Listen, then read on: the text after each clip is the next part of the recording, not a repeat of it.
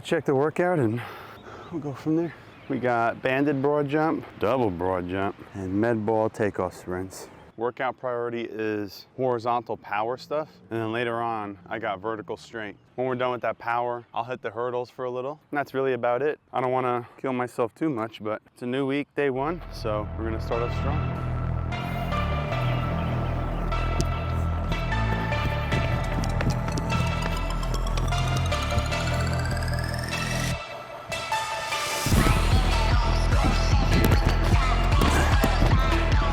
I know where I was just now with my toe, somewhere in there. Yeah, you know, these type of workouts, there's nothing wrong with taking breaks. It's not meant to condition you and, you know, do one of these like can't breathe, you know, can't move the legs. It's, can you power through, take your break, even if you don't feel like you need a break. So I'm doing like 5 sets of 3 and I'll rest, you know, 30 seconds really is all you need. But so I'm starting out with just no slack really. So I slow down, then forward. And I try to land as far as I can with the band. So yeah, so we'll do this, the med ball tossing, which involves a little sprint, nothing crazy. And then I'll do some 3-point stance stuff later on. And then we'll take a large break and then get back at it in the gym, you know, because we have a long preseason, so.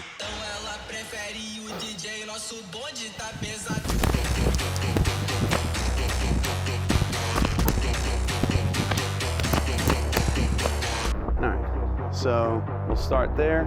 You push the ball in like a downward start as best you can, and you drive right through the ball basically. And that's it.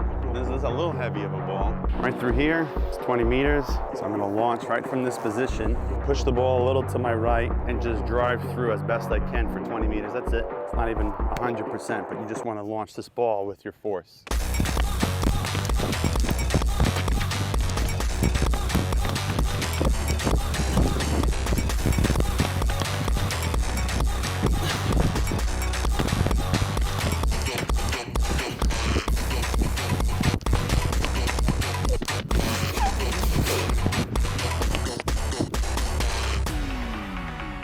That's it.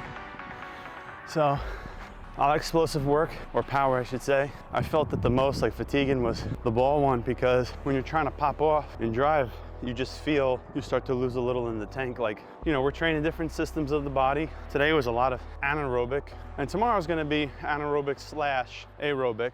That's when we do 200 repeats and so forth. We're gonna recover for like 2.5 hours, get protein, carbohydrate supplement, electrolyte, and just kind of massage some of the, not so much acid buildup, but just moving that blood along so I could go work out again. Not conditioning the heart too much today. It was that muscle development. So we'll continue that later on in the weight room, and then that should be it for the day. Good job today. My warm up was so tiny because it's like 85 degrees or whatever, so I don't have to warm up that much.